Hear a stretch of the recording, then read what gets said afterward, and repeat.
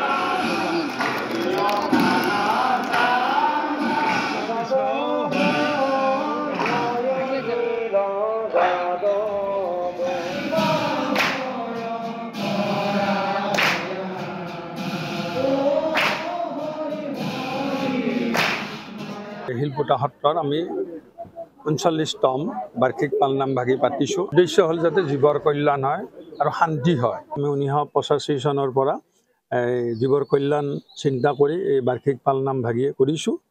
এইবাৰ আমাৰ সৌভাগ্য ৰিণিকী ভূঞা আহি আমাক উৎসাহিত কৰিছে।